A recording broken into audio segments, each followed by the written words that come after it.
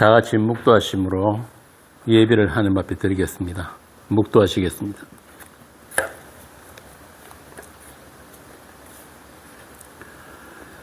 하나님이여, 주의 이름으로 나를 구원하시고 주의 힘으로 나를 배워놓으소서. 하나님이여, 내 기도를 들으시며 내 입의 말에 귀를 기울이소서. 낯선 자들이 일어나 나를 치고 또 악한 자들이 나의 생명을 수색하며 하나님을 자기 앞에 두지 아니하였음이니이다. 하나님은 나를 돕는 이시며 주께서는 내 생명을 붙들어 주시는 이시니이다.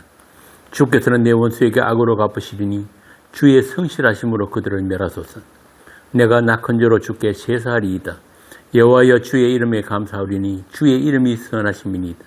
참으로 주께서는 모든 환난에서 나를 건지시고 내 원수가 보응받는 것을 내 눈이 똑똑히 보게 하셨나이다.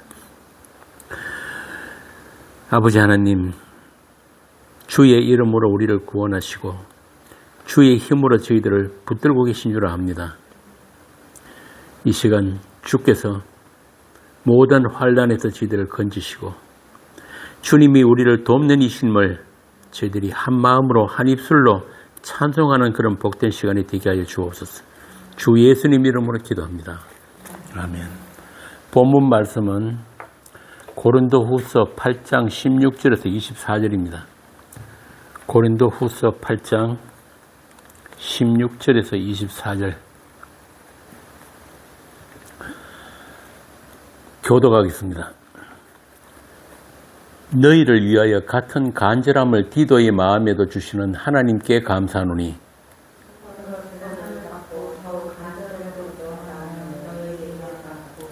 또 그와 함께 그 형제를 보내었으니 이 사람은 복음으로써 모든 교회에서 칭찬을 받는 자요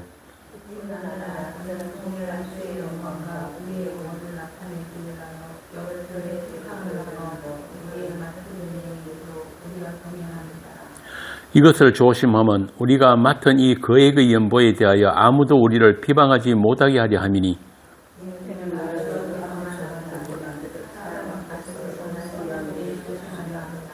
또 그들과 함께 우리 한 형제를 보내었노니 우리는 그가 여러 가지 일에 간절한 것을 여러 번 확인하였거니와 이제 그가 너희를 크게 믿음으로 더욱 간절하니라.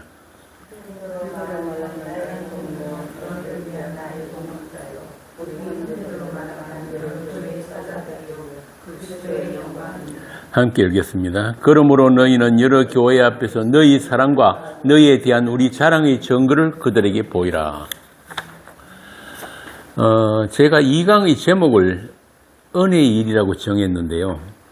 19절에 보면은 우리가 맡은 은혜의 일로 우리와 동행하는 자라고 디도를 소개합니다. 그리고 16절에 보면은 너희를 위하여 같은 간절함을 디도의 마음에도 주셨다고 하죠. 자, 그럼 제가 여러분께 묻겠습니다. 구원받는 데 있어서 내가 예수 믿고 내가 구원받으면 되지. 오늘 본문 같은 그런 간절함을 함께 받은 디도가 나오고 은혜의 일로 함께 동행하는 동력자가 있어야 하는가? 23절에도 보면은 나의 동력자 우리 형제 교회의 사자들이 그리스도의 영광이라고 하죠. 그러므로 너희는 여러 교회 앞에서 너희의 사랑과 너희에 대한 우리 자랑의 증거를 그들에게 보이라. 무엇으로? 연보로. 그것이 은혜의 일이라고 합니다. 요즘 복음 안다는 사람들이 문제가 뭐냐 하면은 자기 구원을 위한 복음, 성경 공부, 교회 일에는 열심으로 하는데 주님이 누구시고 그분이 지금도 하고 계신 일이 무엇인가, 또 그분이 필요 사신 교회에 대해서는 관심이 별로 없는 거예요.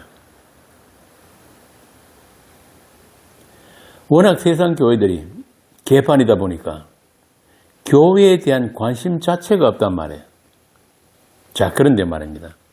우리가 알아야 할 것은 성경이 말하는 구원은 그리스도의 몸으로서 구원이에요. 그리스도의 몸으로서 구원.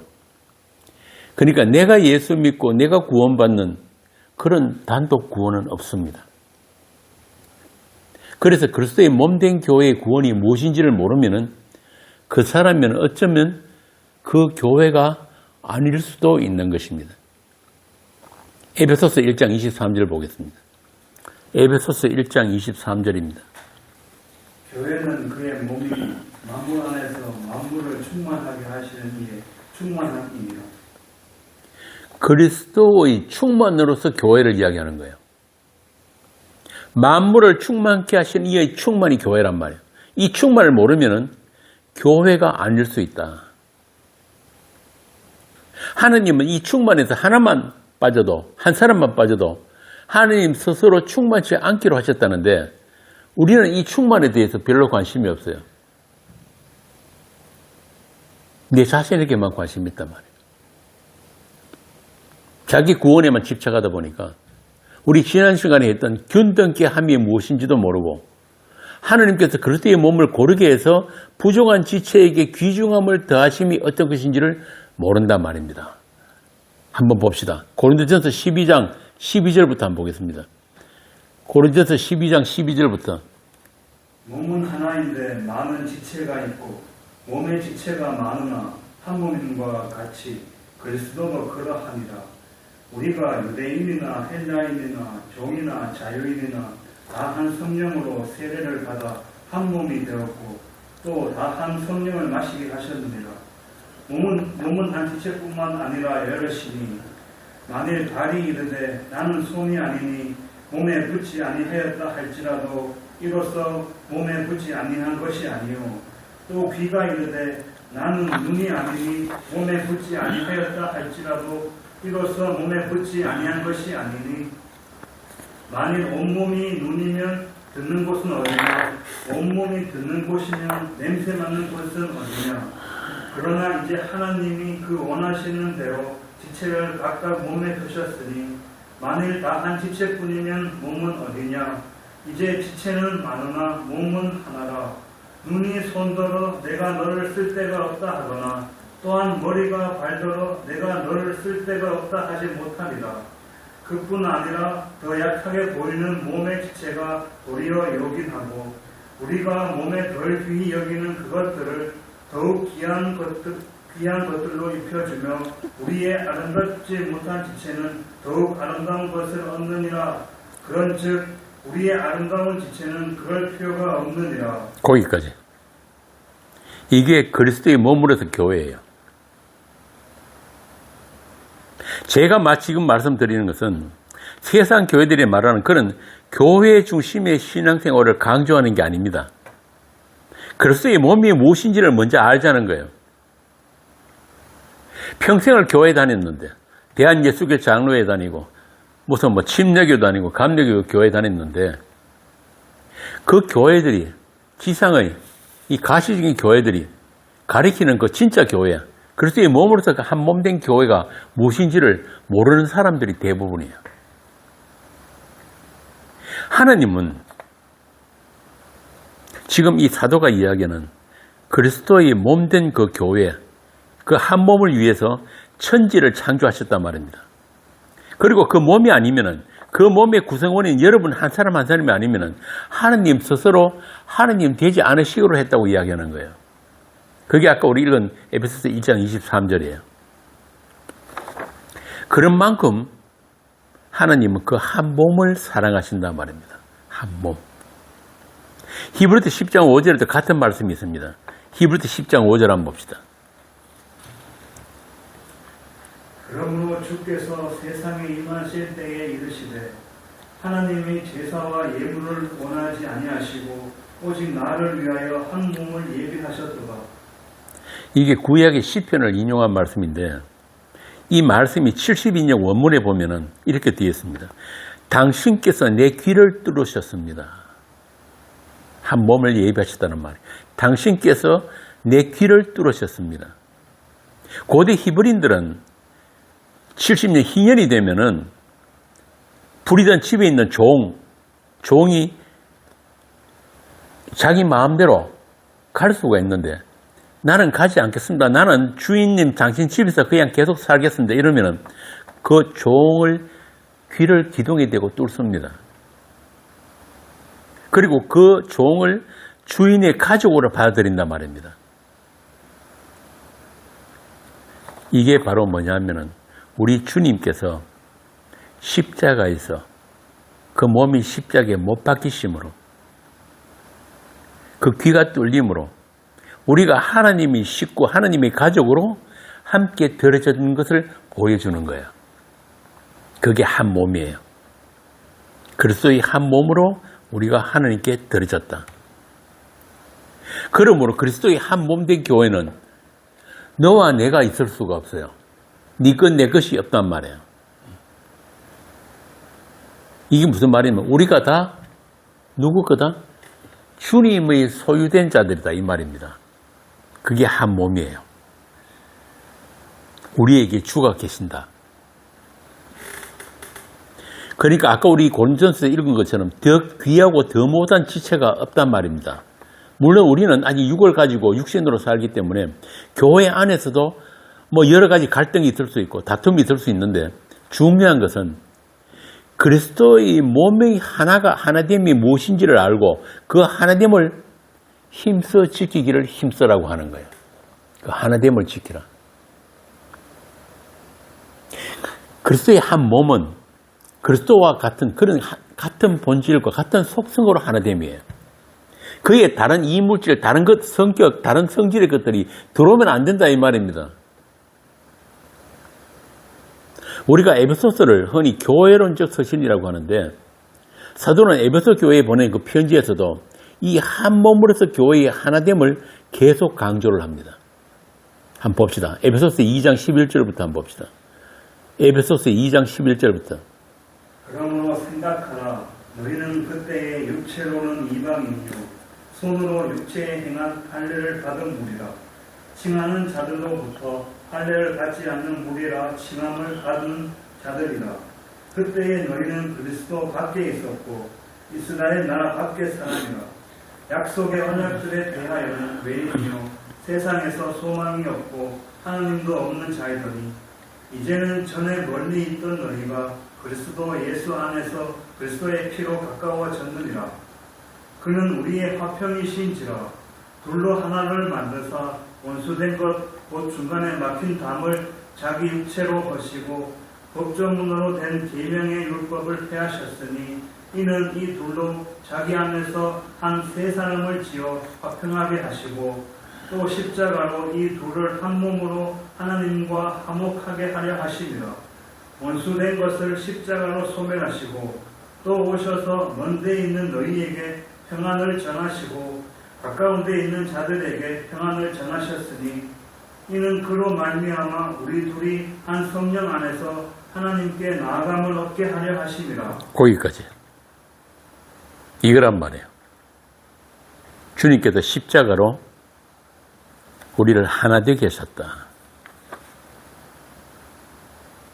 한 군데 더 봅시다. 에베소서 4장 1절부터 6절.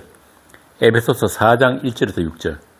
그러므로 주 안에서 갇힌 내가 너희를 권하노니 너희가 부르심을 받은 일에 합당하게 행하여 모든 겸손과 온유로 하고 오래 참음으로 사람 가운데서 서로 용납하고 평안에 매는 줄로 성령이 하나 되게 하신 것을 힘써 지키라.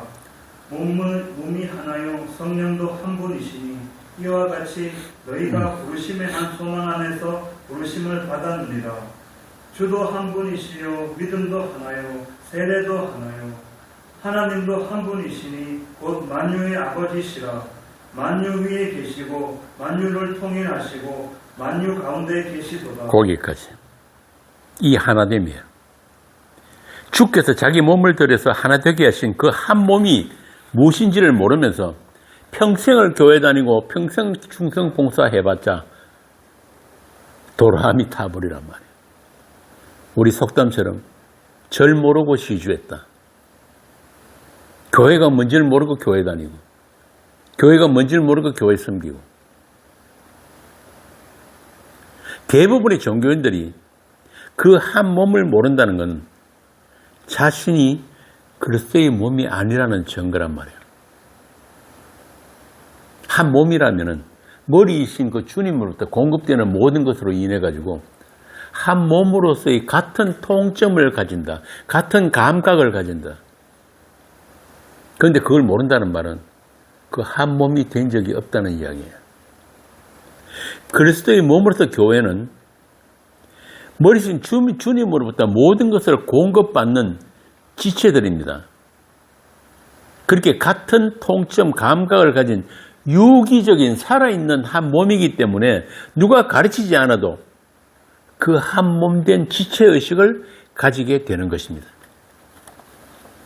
오늘날 교회마저도 개인주의, 실용주의, 이성주의 같은 세상정신이 교회 안에까지 들어와서 교회에 와가지고 내가 필요한 것만 챙기고 가면 된다는 사람들이 오늘날 기독교인들이에요. 그래서 사람들이 대형 교회를 선호하는 이유가 바로 그거란 말이에요. 대형 교회에 가면 그 묻혀가지고 사람들이 자기한테 신경도 안 쓰고 그래서 좋다는 거예요. 일 안 시켜도 좋고 그냥 내 필요한 거 설교 듣고 가면 되니까 그냥 푼돈 몇 푼 참가비로 던져놓고 가고. 단언하지만 이런 사람들은 그리스도의 몸된 교회가 아닙니다. 그러나 안타깝게도 대부분의 세상 교회 현실이 그렇단 말입니다. 눈에 보이는 가시적인 교회 키우기에만 올인하다 보니까 교회인들이 그 보이는 교회에 충성하는 것이 하나님에게 충성하는 것으로 착각을 하는 거예요. 그거 아니란 말입니다. 성경이 말하는 교회는 그 교회 아니에요. 주께서 피로 사신 한 사람 한 사람이 교회예요. 여러분 성경 66권 다 찾아보세요. 거기 교단 나옵니까? 무슨 합동적, 통합적, 고신적 뭐 이런 거 나오냐고요. 목사란 단어조차도 없어요. 신학교도 없어요. 이거 전부 다 인간들이 종교인들이 만들어낸 거란 말입니다.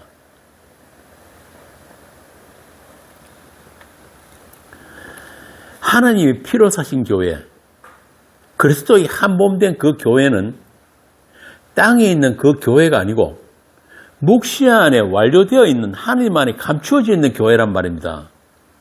그래서 그 교회는 인간이 세울 수 있는 교회가 아니고 인간의 노력으로 성장하거나 확장되는 교회도 아니고 인간에 의해서 타락되거나 소멸될 수 있는 그런 교회도 아니에요. 쉽게 말하면 교회는 인간의 손을 떠나 있다 이 말입니다. 그래서 사도는 고린도 교회에 보낸 편지에서 이렇게 이야기합니다. 위의 것을 생각하고 땅의 것을 생각지 말라. 이는 너희가 죽었고 너희 생명이 하나님 안에 감추어져 있다. 인간이 세우고 인간이 키우고 확장하는 그런 종교 집단은 죽은 것이다. 생명 없다. 하나님과 어떤 관계도 가질 수 없다. 오직 너희 생명은 그리스도 안에서 그리스도의 한 몸으로서 하나님 안에 감추어 놓았다. 참 놀랍죠? 그럼 이 땅에 보이는 교회들은 뭐란 말이에요? 그 교회, 그리스도의 한 몸으로서 하나님 안에 감추어진 그 교회 배우라고 잠시 있는 거예요. 여러분 요한계시록에 나오는 거 7교회 있죠. 지금 하나도 없어요. 그 교회들 자기 역할, 자기 기능하고 다 사라지고 없단 말이에요. 이 지상에 있는 지금 교회들 다 마찬가지예요.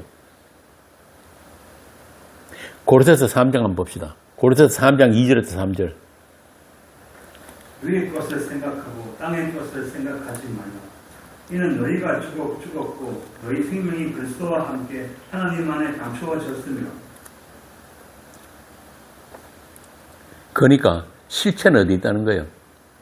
묵시 안에 있는 게 그게 실체예요. 그럼 역사, 이 세상 모든 것들은 뭐예요? 그것의 그림자일 뿐이에요. 그래서 나중에 이 역사는 어떻게 된다고 그럽니까? 두루마리처럼 똘똘 말려가지고 다시 묵시로 올라가 버린단 말이에요. 끝이에요. 정말. 그 하느님 안에 감춰져 있는 그거 배우고 오라고 잠시 세상과 만물이 있는 것입니다. 여기서 말하는 세상은 이 지상에 있는 땅이 교회까지 포함된 그 세상이에요. 그 세상에서 벌어지고 있는 예배, 기도, 찬송, 연보, 그런 것들은 다 주님이 십자가에서 영단번에 드려진 그 영과 진리의 예배, 지금도 말 수 없는 탄식으로 기도하시는 그 성령의 그 기도, 그리고 그리스도의 연보가 어떻게 다른지, 이 세상 것들과 종교와 어떻게 다른지를 배우라고 잠시 있는 것들이에요. 그게 우리에게 주신 이 사도들의 모든 서신서에 담겨있는 내용들이란 말입니다. 오늘 본문에 나오는 연보나 또 너희 사랑과 자랑이 증거라는 말들이 다 그것들을 가리키고 있는 거예요. 한 몸된 지체, 한 몸된 지체. 9장 1절에 나오는 성도를 섬기는 일이 어떤 성령의 은사냐, 또 교회가 함께 누리는 신령한 축복인가, 그걸 지금 바울 사도가 8장과 9장에 걸쳐가지고 우리에게 설명해 주고 있단 말입니다. 이런 본문을 가지고 교인들 주머니 터는 데 써먹는 싹군 목사들이 워낙 많다 보니까 본문이 말하는 이 연보가 가리키는 그리스도의 몸, 하나님이 예비하신 그 한 몸에 대해서는 한 번도 들어본 적이 없는 거예요. 제가 다시 말씀드리지만 하나님은 인간들의 돈을 받지 않으십니다. 하나님이 뭐가 답답해서 돈 받습니까? 그러니까 헌금, 돈을 드린다는 그 말 자체가 잘못된 거예요. 하나님은 십자가에서 예수만 받으셨습니다. 그 예수 안에서 우리가 한 몸으로 하나님께 이미 들어졌단 말입니다. 하나님은 그 한 몸을 받으셨는데 세상 교회들이 그렇게 헌금을 강요한다는 말은 하나님도 예수도 십자가도 모른다는 말이에요. 그거 알면은 그런 소리 못하지요. 요즘 보니까 큰 교회들 별의별 헌금을 다 하더라고. 1,000번째 헌금도 있고 절기 헌금도 있고 별미 헌금도 있고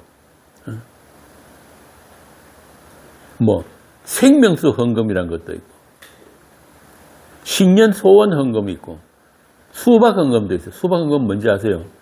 여름 성경학교 때 헌금하는 수박 헌금이야. 그 더 재밌는 건 뭔지 아세요? 키오스크 헌금도 있어요. 키오스크 헌금. 야, 참 기절할 일입니다, 이거.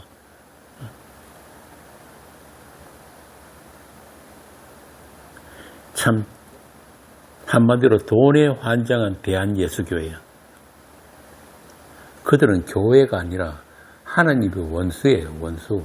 그들이 섬기는 것은 이 성경에 계신 그 하나님이 아니고 만몬이란 말, 만몬. 하나님의 교회는 머리이신 그리스도로부터 주어지는 모든 것으로서 존재하는 교회예요. 우리가 하나님께 뭘 드려가지고 하나님을 기쁘시게 하는 게 아니란 말이에요. 우리는 하나님부터 주시는 은혜, 그 생명력, 그 모든 것들로 인해서만 있음이 된단 말이에요. 그게 우리가 있어야 하는 처음 자리예요. 그래서 그리고 그 모든 주신 모든 것들을 우리가 서로 나누는 한 몸이기 때문에 내 것을 주장할 수가 없어요. 누가 더 큰 자, 작은 자가 있을 수 없고 누가 많이 가진 자, 적게 가진 자가 있을 수가 없는 거예요. 그러니까 내 것을 바치는 그런 내 공로, 내 실적이란 게 교회에서는 있을 수가 없단 말이에요. 모든 것이 주로 말미암고 주를 위해 있고 주께로 돌아가기 때문에 이 사도 바울처럼 나의 나된 것은 오직 주님의 은혜입니다. 이 고백이 나올 수밖에 없는 거예요. 나의 존재는 그리스도 안에서만 존재이기 때문에 그렇습니다. 그리고 그런 자들만 성경이 말하는 서로 사랑을 할 수 있습니다. 하나님의 사랑이 먼저 우리에게 마중물로 부어졌기 때문에 그 사랑으로 사랑하게 되는 것이 교회라는 공동체 안에서 우리가 미리 맛보게 되는 천국의 삶이란 말입니다. 천국의 삶. 천국의 삶이 어떤 것인지 그거 배우고 오라고 교회가 있는 거예요. 하느님 사랑, 이웃 사랑을 이 세상 속에서 체험하고 오라고 교회가 있단 말입니다. 세상적으로 볼 때는 아무 가치도 아무 유익도 없는, 아무도 알아주지 않는 그런 보잘것없는 소자 한 사람한테 한 것이 바로 나에게 한 것이라고 예수님이 말씀하셨잖아요. 아니 내가 저 사람한테 어떤 도움을 주든지 저 사람들 잘하면은 그 반대급부로 나한테 돌아올 것이 있는 게 바로 세상 처세소리거든요. 그런데 그게 아니고 아무 도움이 안 되는, 아무 보잘것없는, 아무 영양가 없는 그런 사람 하나에게 한 것, 그 소자 한 사람에게 한 것, 그런 사람을 대표한 사람이 누굽니까? 예수님이잖아요.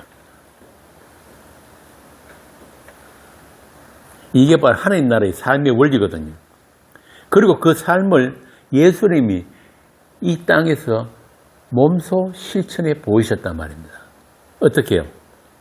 사랑받을 가치가 1도 없는 우리 죄인들을 사랑하시되 어떻게? 끝까지 사랑하심. 이게 우리 구원이에요.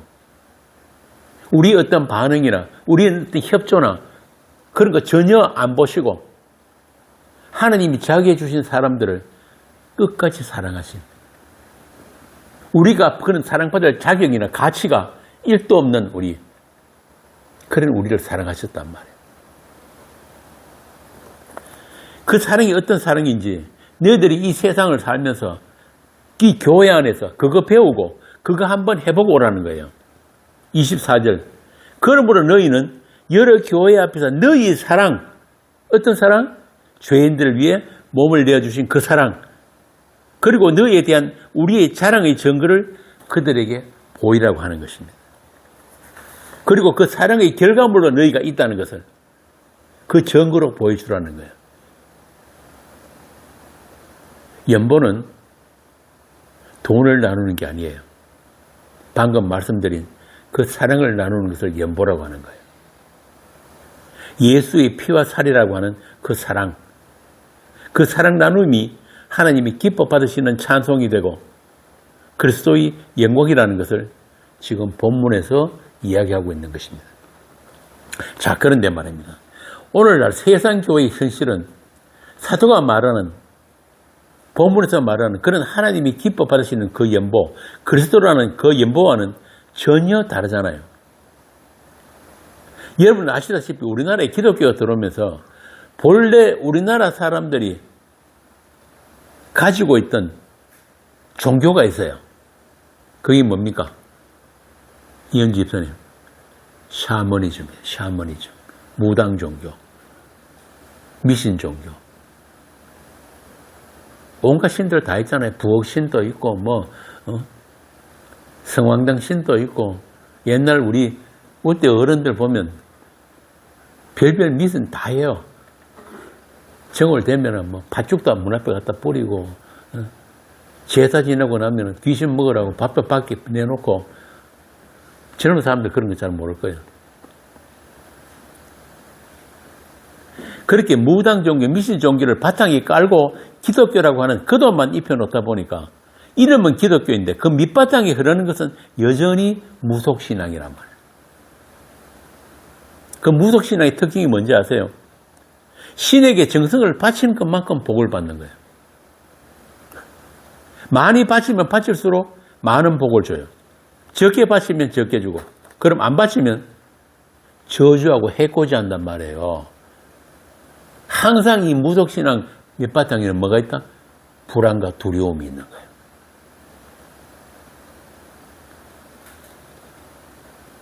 그래도 분명히 이름은 기독교인데 이런 두려움과 불안 때문에 교회 다니는 사람들 참 많습니다. 교회에 믿음 좋다는 집사들, 장로들 11조 하다가 11조 빼먹으면 어떻게 됩니까? 불안하지요. 새벽기도 맨날 가다가 한 빼먹으면 불안하지요. 혹시 내한테 무슨 나쁜 일 생길까? 목에 십자가 걸고 차에 십자가 붙이고 다니는 사람들 왜 붙이고 다닙니까? 사고 나지 말고. 저 팔공산 밑에 가면은 세차 사면은 꼭 뭡니까? 그거 제사 드리는 사람들이 있어요. 그런 장소가 있다고. 영빨이 있다는 장소. 세차 사고 제사 지내는 거는 차에다가 십자가 붙이고 다니는 거는 뭐가 다릅니까? 내가 아는 사람은 아침에 바쁠 때마다 십자가 끊는 사람도 있어요. 이게 무속신앙이야, 무속신앙. 집에 문지방에 부적 하나 붙여놓는 거나 십자가 걸어놓는 거는 뭐가 다르냐고요. 평생 교회를 다녔는데 십자가 뭔지를 몰라요. 피 이야기를 들어본 적이 없다니까. 언약의 피가 뭔지. 이름만 기독교지 여전히 무속신앙이라, 무당신앙. 그래서 김종서 목사가 아주 유명한 말을 하나 한 게 있잖아요. 양복 입은 무당들 강단에 있어가지고 구판 벌리는. 이게 세상 교회예요. 한마디로 지성이면 감천이다. 우리나라만 유독 새벽 기도에 있는 거 아세요? 이게 다 그런 거란 말이에요. 영빨이 있는 시간, 잘 들어주는 특별한 시간, 특별한 장소. 우리나라 교회만큼 이 거룩이라는 단어, 거룩이라는 단어를 남발하는 데도 없어요.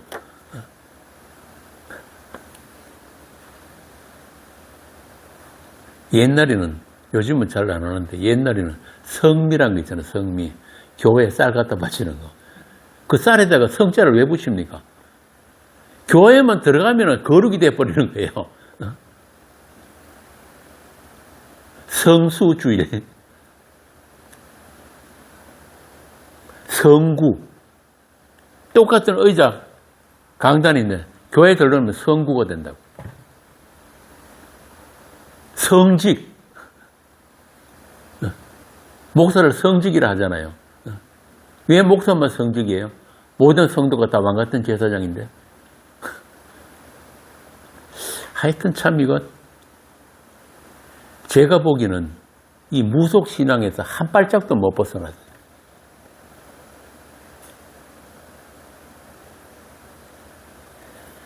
자, 그렇다 보니까 성경 말씀까지도 그런 기복주의로 변질될 수밖에 없단 말입니다. 여러분 옛날에 부흥회 많이 다녀보셨잖아요. 부흥회 단골 메뉴가 뭡니까? 부흥사들 뭐라고 그럽니까? 내 입을 크게 벌리라 내가 채우리라. 이런 말씀들만 따로 탁 빼내가지고 할 수 있거든이 무슨 말이냐. 믿는 자에게는 능치 못할 일이 없느냐. 나에게 복을 대해 주시고 내 영토를 넓혀 주시고. 요거 야베스의 기도잖아요. 히브리서 6장 14절. 내가 반드시 너에게 복 주고 복 주면 너를 번성해 하고 번성해 하리라. 우리 동네 돼지갈비집에 붙여놓은 액자예요. 11조 해가지고 하나님이 복을 주는지 안 주는지 시험해보라. 제가 단언하자면 11조 하면요. 예수님 욕 보이는 거예요. 예수님이 십자가에 다 이루심을 욕보이는 게 11조예요. 예수님이 11조를 하는 게 들어졌다니까요. 그런데 그 또 11조하면 어떻게 되는 거예요? 그걸로 충분치 않다는 말이잖아요. 한국교회를 망친 게 몇 가지 있는데 그 중에 하나가 11조예요. 또 한 가지 뭔지 아세요? 성수주의. 교회 목사들 무슨 짓을 해도 웬만하면 치리 잘 안 합니다. 면직 잘 안 시켜요. 그런데 요거 부정하면은 잘라버립니다. 11조하고 성수주의. 이거 부정하면 너희들 잘라요. 왜? 그게 교회가 생존할 수 있는 기초라고 생각하기 때문에 그래요.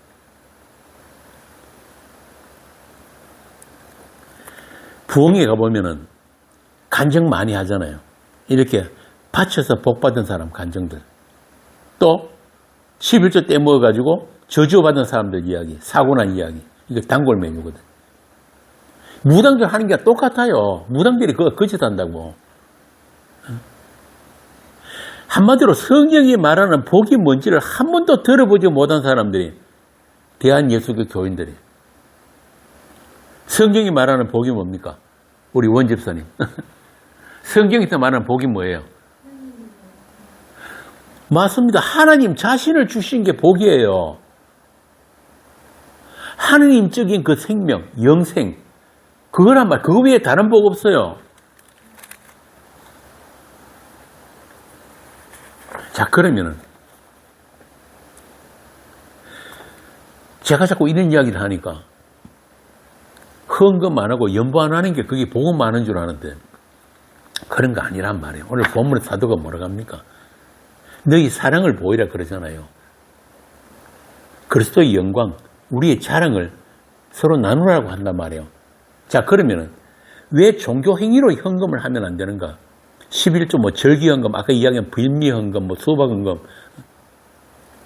이게 뭐냐면은 은혜로 의롭다함을 받는 것에 대한 부정, 반발, 이런 게 우리 모든 죄인들의 이 마음 속에 깔려져 있기 때문에 그래요. 왜 우리가 은혜로만 살아야 돼? 왜 하나님이 주시는 것으로만 살아야 돼? 우리도 얼마든지 노력해서 할 수 있는 것들이 많은데, 땀 흘리면 땀 흘리는 만큼 우리가 수확할 것이 있는데, 맞습니까? 귀인 권사님, 은혜로 사십니까? 돈으로 사십니까? 은혜로 살죠. 그런데 그게 참 우리가 이 육신을 가지고 이 세상 속에서 살아가면서 늘 우리가 우리 속에서부터 충돌이 일어나는 게 바로 그런 거란 말입니다. 왜? 우리 몸 자체가 선악의 몸이기 때문에, 선악과 땀과 선악의 몸이기 때문에 은혜로 살아야 한다는 것을 알면서도 거기에 대한 늘 반발, 갈등, 충돌이 늘 우리 안에부터 있단 말입니다. 그래서 사단이 하는 일은 그 은혜로만 존재하는 우리의 그 처음 자리, 또 그런 우리 죄인들을 주께서 그 십자가에서 우리를 다 품에 안고 하나님께 이미 드려졌다는 그 주님의 다 이루심을 가려버리는 것, 부정하는 것, 믿지 못하게 하는 것. 그러니까 주님의 그 십자가의 다 이루심을 알면은 인간들이 자기 구원을 위해서 할 일이 남아있지 않다는 것을 알게 되기 때문에 요걸 사단이 제일 싫어하는 거예요. 이 말은 인간들이 어떤 율법행위, 종교행위도 자기 구원에 도움이 되지 않는다. 즉, 내 구원을 위해서 내가 해야 할 것이 아무것도 없다는 사실이 인간에게 얼마나 힘 빠지게 하는지를 사단이 알기 때문에. 쉽게 하면은 예수 믿지 못하게 하는 거예요. 예수를 믿는다는 말은 뭡니까? 이현지, 다른 말로 하면 뭐예요? 나를 안 믿는 거예요. 세상을 안 믿는 거예요. 우리는 전부 다 보이는 것이 전부인 줄 안단 말이에요. 주님의 십자가 그 다 이루심을 자꾸 부정하는 그런 것들이 우리 속에 감추어져 있어요. 우리도 모르게 딱 감추어 놨다니까요. 기회만 되면 뭔가 동기만 주어지면 여기에 막 툭툭 튀어나오는 거예요. 하나님께 반발하고 싶은 그것. 그것들을 뽐뿌지르고 부추기는 게 바로 십자가를 파묻어버린 종교의 세계. 종교의 세계.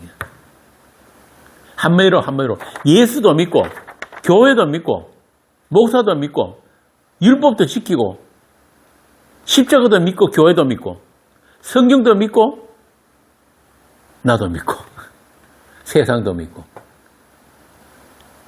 그거 기독교 아니란 말입니다. 다시 말씀드리지만 믿음이란 말은 바꾸어 말하면 행위는 아니다 이 뜻입니다. 그래서 예수를 믿는다는 말은 나의 어떤 행함도 믿지 않는다 뜻입니다. 그런데도 세상 교회들이 가르치는 게 뭐예요? 구원은 믿음으로 받고 은혜로 받고 상급은 행함으로 받는다.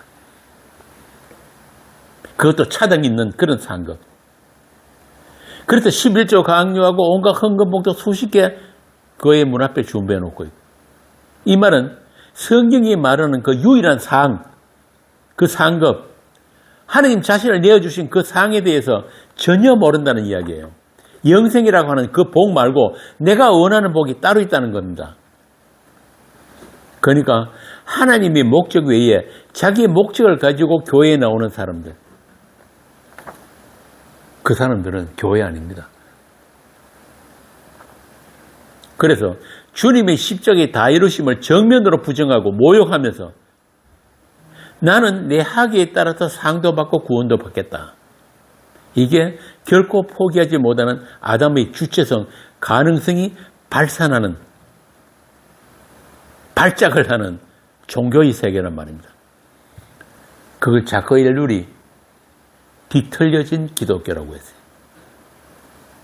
나중에 기회 있으면 한번 읽어보세요. 그 반대편에 뭐가 있습니까? 은혜의 세계, 은혜의 왕노릇이 있단 말입니다. 은혜. 입으로 은혜는 달고 사는데 그렇게 은혜 받겠다고 잠도 안 자고 새벽부터 교회 뛰어다니고 상기도 다니고 영빨 있는 목사 왔다 그러면 쫓아다니고 다 하는데 그 은혜가 뭔지를 몰라요. 로마서 한번 봅시다. 로마서 3장 24절에서 31절. 로마서 3장 24절에서 31절. 그래서 이 은혜의 복음, 복음의 은혜, 이거 이야기하면은 교인들 다 떨어집니다. 왜? 그럼 아무도 할 게 없나? 사람이 제일 못 참는 게 뭔지 아세요? 가만히 있는 거예요. 아무것도 할 게 없다는 사실. 난 이 교회 싫어. 내가 뭔가 할 수 있는 일을 줄 수 있는 교회. 나에게 동기부여가 되는 그런 설교 들을 거야. 3장 24절부터 31절 한번 봅시다. 그리스도 예수 안에 있는 성령으로 말미암아 하나님의 은혜로 값없이 어렵다 하심을 얻은 자 되었느니라. 잠깐만. 이 말씀이 로마서 3장 이 말씀이요. 엄청나게 중요한 말씀이거든요. 우리 죄인들이 값없이 어렵다함을 받는 것. 이게 복음이에요. 우리가 무엇을 바치고 어떤 착한 일을 해가지고 어렵다함을 받습니까? 안 된다니까요. 그 앞에 무슨 말이 있습니까? 그리스도의 속량으로, 그리스도의 피값으로. 이게 믿어지는 사람이 성도란 말입니다. 이게 믿어지기 위해서는 앞에 뭐가 있어야 됩니까? 나는 불가능한 죄인 맞습니다. 나는 그 무엇으로도 의인이 될 수가 없는 죄인 맞습니다. 내게서 나오는 것은 죄밖에 없습니다. 그런 사람들이 누구예요? 예수님 주변에 있던 사람들 누구? 장녀, 세리, 강도, 38년 된 병자, 손 하나 까딱 못하는. 복음서에 그런 사람이 등장하는 게 괜히 등장하는 게 아니에요. 예수님은 그들의 구주가 되신단 말입니다. 계속 읽어보세요. 이 예수를 하나님이 그의 피로써 믿음으로 말미암는 화목 제물로 세우셨으니 이는 하나님께서 길이 참으시는 중에 전에 지은 죄를 관과하심으로 자기의 의로우심을 나타내려 하심이니. 잠깐만. 우리의 모든 죄를 어떻게 하신다고요? 간과. 못 본 죄 하신다는 거예요. 이거 아니면 우리는 심판이에요. 자꾸 이 성화 강조하고 상급 강조하는 사람들. 요즘 대부분 기독교가 다 그런데요. 그 사람들 이야기가 뭔지 아세요? 여러분들 요즘은 모르겠는데 옛날에 우리 고등학교 때만 해도 상고에서 가르치는 회계 이런 거 가르치는데 거기 보면은 차변 대변 나옵니다. 이쪽 차변 이쪽 대변이 있거든요. 그러면 착한 일 80개 나쁜 일 40개 하면은 요거 이쪽으로 넘어져 가지고 착한 일로 봐줍니까? 회계장 봐듯이. 성화는요, 거룩은요, 이렇게 1톤짜리 큰 물탱크 있다 칩시다. 요번에 5.18 스타벅스 탱크 때문에 안 났는데, 그거 물탱크, 그 탱크 이야기하는 거거든요. 5.18이 아니고. 그 물탱크 1톤짜리 탱크 안에 똥물 한 방울 딱 떨어졌다 칩시다. 이 자식 건물 먹겠어요? 못 먹겠어요? 그거란 말이에요. 하느님은 조그마한 더러움, 조그마한 부정함도, 조그만 죄도 용납이 안 돼요. 그래서 가르쳐서 그러잖아요. 너희가 100가지 다 지키다가 한 가지만 못 지키다 그거 다 못 지킨 거다 이 말이에요. 그런데 무슨 놈 성화가 있어요. 겉으로 드러난 게 아니고 우리 중심을 보신다는데, 속마음을 보신다는데, 우리 속마음, 우리 생각에서는 하루에도 수도 없이 이 악마가 막 불쑥불쑥 튀어나오는데,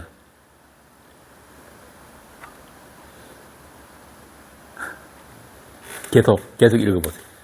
곧 이때에 자기의 어려우심을 나타내사 자기도 어려우시며 또한 예수 믿는 자를 어렵다 하여 하시며. 잠깐, 누구를 어렵다 한다? 예수 믿는 자. 아까 제가 그랬죠. 믿음이란 말은 나의 행위는 아니다 이 뜻입니다. 나는 어떤 행위로도 하나님의 거룩, 하나님의 그 의 앞에 내가 설 수 없다는 게 그게 바로 예수 믿는 거예요. 계속. 그런즉 자랑할 때가 어디냐? 있을 수가 없느니라. 무슨 법으로 오냐? 행위로 오냐? 아니라 오직 믿음의 법으로니라. 잠깐만. 그런데도 하나님 앞에 상급 받겠다고, 나는 저 사람보다 상급 좀 더 받아야 돼요, 천국 가면 나는 100평짜리 맨션 살아야 돼요 하는 놈들, 그거 예수 안 믿은 거예요. 믿음 없단 말이에요. 예수 믿는 게 뭔지를 한 번도 경험해보지 못한 거예요. 계속. 그러므로 사람이 어렵다 하심을 얻는 것은 율법의 행위에 있지 않고 믿음으로 되는 줄 우리가 인정하노라. 하나님은 다만 유대인의 하나님이시냐 또한 이방인의 하나님은 아니시냐. 진실로 이방인의 하나님도 되시느니라. 할례자도 믿음으로 말미암아 또한 무할례자도 믿음으로 말미암아 어렵다 하실 하나님은 한 분이시니라. 거기까지. 어떤 율법 행위로도 하나님 앞에 어렵다면 얻지 못한다고 하는데, 아니 구약에 지금 11조 절기헌금하자고 하는 놈들은 뭐냐고요. 제가 다시 말씀드리지만 이 11조는 오실 그리스도가 11조로 들으심을 미리 예표한 거예요. 미리 보여준 거란 말입니다. 그리고 10분의 1도 아니에요. 정확히 하면 구약대로 하지만 33.3333%로 드려야 돼요. 지금도 예배당 안에서 양 잡고 소 잡고 해야 된다니까요. 아니 무슨 11조를 지금 드려요. 예수님이 11조로 이미 드려졌기 때문에 다시 11조를 하자는 것은 예수님이라는 그 11조를 부정하는 게 된다는 사실을 교회가 모른단 말이에요. 아까 제가 말씀드렸죠. 한국교회 망한 게 11조 때문이라고. 세금 한 번 안 떼는 거 11조. 대형 교회는 주일날 이 은행 직원들 나옵니다. 예수 안 믿는 은행 직원들 나와가지고 현금 이 개수하는 개수기 기계 갖고 와서 돈 쉐알래요. 그 통장 입금시키고 한다고. 그 돈이 쌓이니까 대형 교회들 뭐 했습니까? 부동산 사들인 거예요. 며칠 전에 제가 인터넷 보고 깜짝 놀랐는데요. 서울 강남구에 있는 교회들 부동산 그 공시지가로만 다 합치니까 35조랍니다. 이 짓들 하고 있단 말이에요. 이 짓들. 그럴 때 이사서에 나오잖아요. 토지에 토지를 예언하고 가옥에 가옥을 예언한 너희들 화 있을진저. 이게 한국 교회의 민낯입니다.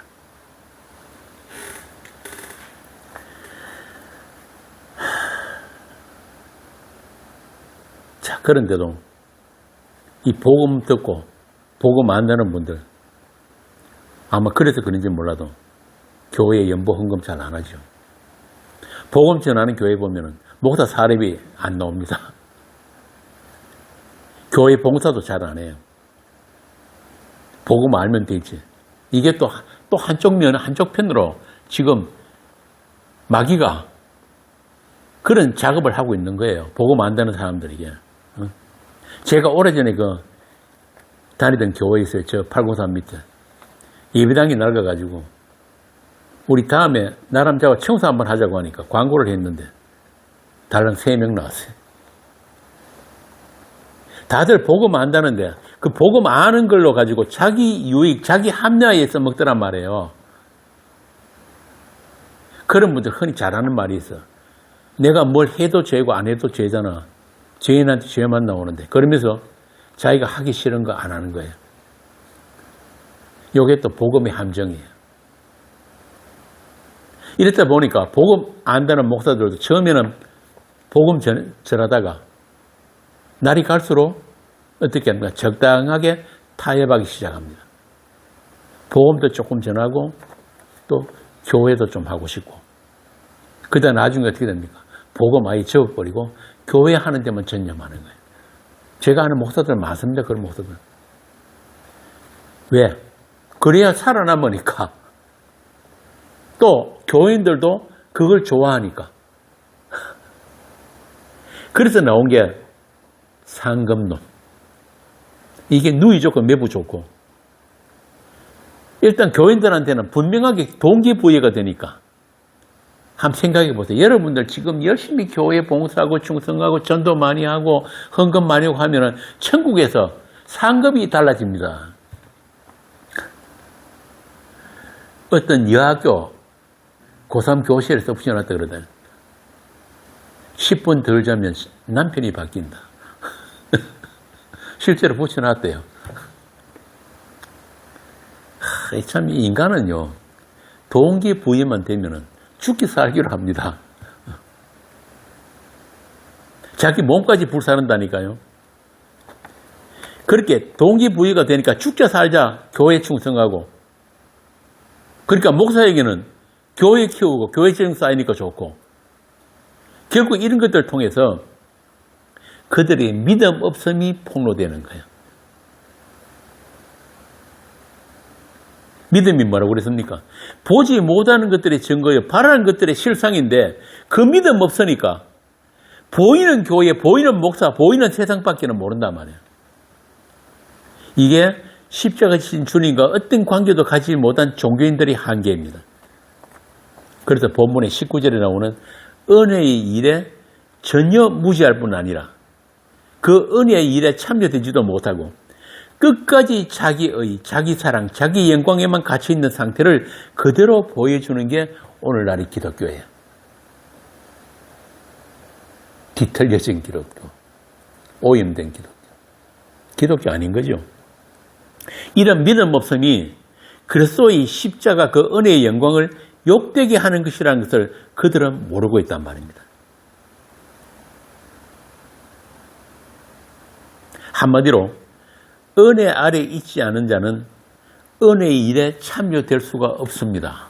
아무리 열심히 해도 아무리 교회에 충성하고 아무리 많은 헌금 바쳐도 건축 헌금 몇십억을 바쳐도 은혜의 일에 참여되지 못한 거예요. 어떤 열심을 부려도 어떤 종교성을 발휘해도 결국은 자기라는 우상을 섬기는 것 외에 아무것도 아니다.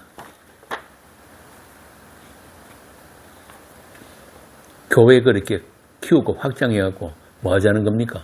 그 교회에 내가 투사된 거예요. 내 교회이기 때문에. 결국은 교회가 커진다는 말은 내가 확장된 거예요.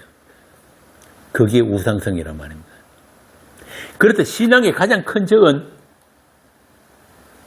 바로 나라고요. 바로 내가 신의 가장 큰 적이란 말입니다. 그렇게 큰 교회에 수십 년을 다니다 보면은 자기는 예수 잘 믿다고 착각한단 말이에요.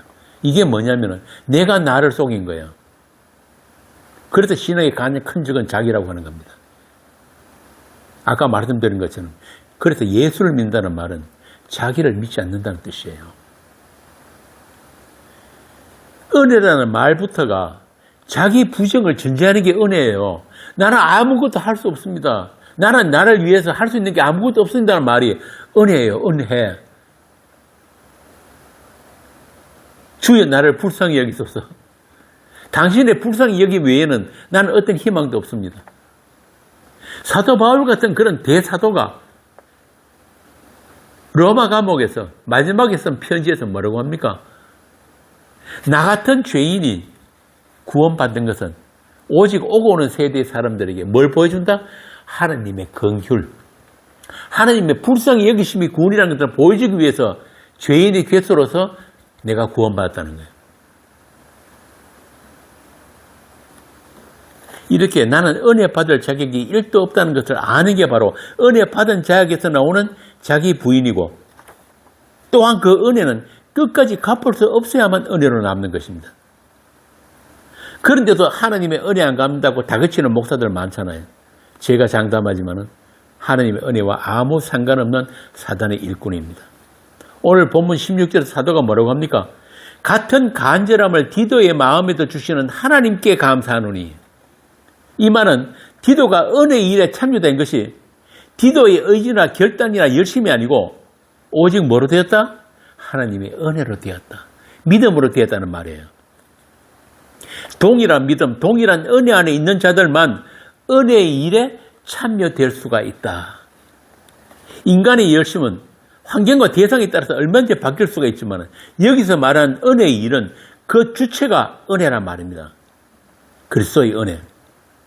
그리스도의 그 믿음이 주체가 되어서 그리스도의 목적과 그리스도의 영광을 위한 일이기 때문에 그 은혜의 일에 참여된 자들은 어느 누구도 자기를 앞세울 수가 없다. 자기 공로를 내세울 수가 없다. 나는 아니요. 하나님의 은혜입니다. 그래서 그들 자신이 그리스도의 영광이라고 하는 것입니다. 나의 영광 아니란 말입니다. 23절 한번 봅시다. 디도로 말하면 나의 동료요 너희를 위한 나의 동력자요 우리 형제들로 말하면 여러 교회의 사자들이요 그리스도의 영광이니라. 로마서 14장 7절에 보면 이런 말씀이 있어요. 자기를 위해 사는 자도 없고 자기를 위해 죽는 자도 없도다. 야, 이런 말씀 들으면서 우리 자신을 돌아봐야 돼요. 우리는 종일 24시간 누굴 위해 삽니까? 나를 위해 살고 내 새끼를 위해 살고 내 이름을 위해서 살고. 그런데 사도가 뭐라고 합니까? 자기를 위해 사는 자도 없고 자기를 위해 죽는 자도 없다 그러잖아요. 우리가 살아도 주를 위해 살고 죽어도 주를 위하니 죽나니 그러므로 사나 죽으나 우리가 주의 것이다. 이게 뭐냐 하면은 우리 어떠한 것 상관없이 주께서 우리를 이렇게 여겨주신다 이 말입니다. 왜? 우리가 그리스도의 피로 사신 바 되었기 때문에. 나는 내 것이 아니고 내 인생 사는 것이 아니고 주를 위한 내가 있기 때문에. 이게 우리의 정체성이에요. 이게 진짜 현실이라니까요. 이런 현실을 살아내는 자들이 은혜의 일을 맡은 자들이며 하느님의 피로 사신 교회란 말입니다. 그렇게 하느님은 여러분의 인생 전체를 주를 위한 인생으로 여겨주시는 것입니다. 이게 행복이에요. 이게 평안이에요. 이게 우리의 자유란 말입니다. 여러분, 우리 자신을 아무리 돌아보고 내 자신을 아무리 분석하고 파헤쳐 봐봐야 나오는 거 없어요. 내가 나를 판단하는 게 옳습니까? 아니면은 이 성경 말씀이 옳습니까? 성경 말씀이 진리예요. 이게 진짜 현실이라니까요. 로마서 14장 7절 이 말씀이 진짜란 말이에요. 이게 나예요. 이게 나. 진짜 나예요. 주를 위해 살고 살아도 주를 위해 살고 죽어도 주를 위해 죽는 나가 있단 말입니다.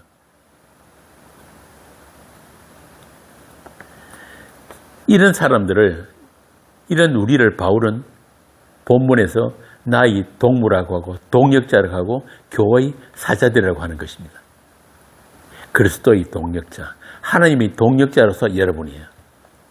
여러분은 그렇게 그 하나님의 이 은혜의 일을 위해서 세상으로부터 분려져 나왔다, 구별되어져 나왔다. 그런 그리스도의 일꾼, 그리스도의 군사, 그리스도의 자랑, 그리스도의 영광입니다. 그 엄청난 직분과 그 은혜의 영광을 잊어버리지 마시고 날마다 주님과 동행하면서 디도를 디도 되게 하신 그 하나님, 바울을 바울 되게 하신 그 하나님을 누릴 수 있기를 바랍니다. 그 하나님을 사도는 이렇게 소개합니다. 8장 9절 우리 주 예수 그리스도의 은혜를 너희가 알거니와 부요하신 자로서 너희를 위하여 가난하게 되심은 그의 가난으로 말미암아 너희를 부요하게 하려 하심이라. 이 부요함, 주님이 나눠주신 이 믿음의 부요함, 은혜의 부요함, 그 하늘의 보화를 안다면 이 잠시 우리가 사는 인생의 불편함이나 부족함은 얼마든지 극복할 수 있는 거예요. 세상 사는 것과 다른 그 무엇이 우리에게 있단 말입니다. 그 무엇이 뭐예요? 소망이에요. 소망. 우리가 보이는 눈에 보이는 이 현실보다 더 진짜 현실, 그 영원한 현실, 그 소망, 하늘의 소망, 우리 이제시 보고 싶다 하는 그 천국, 그게 진짜 현실이라면 진짜 현실. 이 보이는 것들은 잠시 보이는 없어지는 것들이에요. 곧 없어질 것들이에요. 우리 인생이 얼마 삽니까? 요새 100세, 100세? 영혼의 관점에서 보면은 1초도 안 돼요. 우리가 이 육신을 벗는 그 순간, 숨이 끊어지는 그 순간, 우리는 이 시간에서부터 튕겨져 나가버린다는 거예요. 어디로? 영혼으로.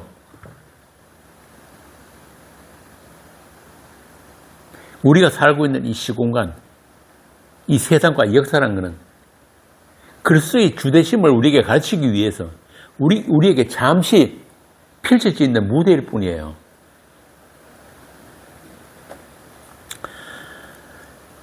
자, 그래서 주님은 우리에게 이렇게 당부하십니다. 너희는 섬기는 자가 되고 사람들이 종이 되라. 왜? 그게 우리가 영원히 살아야 될 천국의 원리이기 때문에, 천국의 삶이기 때문에. 마태복음 20장 25절 한번 봅시다. 마태복음 20장 25절부터 28절. 이걸 배우는 곳이 교회예요. 예수께서 제자들을 불러다가 이르시되 이방인의 집권자들이 그들을 임의로 주관하고 그 고관들이 그들에게 권세를 부리는 줄을 너희가 알거니와 너희 중에는 그렇지 않아야 하나니 너희 중에 누구든지 크고자 하는 자는 너희를 섬기는 자가 되고 너희 중에 누구든지 늦둥이 되고자 하는 자는 너희의 종이 되어야 하리라. 인자가 온 것은 섬기려 받으려 함이 아니라 도리어 섬기려 하고 자기 목숨을 많은 사람의 대속물로 주려 함이니라. 이게 천국의 원리, 천국의 삶입니다. 너희들은 저희들과 달리 그 천국의 삶을 이 세상 속에서 살아보라는 거예요. 이게 성도의 특권입니다. 다시 말하지만 성도는 모든 것을 은혜로 받았기 때문에, 그 말은 은혜를 서로 나누면서 다 같이 예수님의 사랑을 동일하게 확인하고 균등하게 하라는 뜻이에요. 은혜란 말이. 그 엄청난 사랑을, 죽음 안에서 우리에게 나눠주신 그 사랑을 우리가 그저 받았기 때문에 그저 나누는 것입니다. 이게 오늘 본문에서 말하는 연보의 정신이에요. 연보. 그래서 성도의 연보, 성도의 나눔은 그 자체가 복이라고 하는 것입니다. 마게도니아 교회가 극심한 가난 가운데서도 넘치는 기쁨으로 자원하의 힘에 지나치도록 연보를 한 이유는 오직 하나님의 은혜의 일, 그 특전에 참여된 것이다. 그들은 그 자체로 복을 받은 것이다. 끝으로 본문에 대한 설명을 좀 더 하고 마치도록 하겠습니다. 16절, 17절입니다. 그리고 23절에 보면은 고린도 교회를 다녀와서 바울에게 교회 소식을 전한 디도 이야기가 나와요. 그에게는 바울과 같은 고린도를 교회를 위한 간절함이 있다는 거예요. 그리고 그 간절함을 주신 분이 바로 주님이시기 때문에 바울은 하나님께 감사를 드린다고 합니다.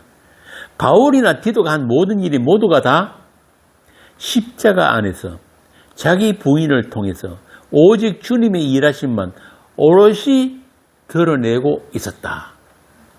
이게 본문의 이야기예요. 본문의 핵심이란 말이에요. 그들이 착한 일 많이 하고 수고 많이 하고 고생했다는 그게 아니고, 그들을 통해서 드러내고 싶은 게 뭐냐면은 오로지 주님의 은혜, 십자가의 그 다 이루심, 그것만 오롯이 드러나는 것.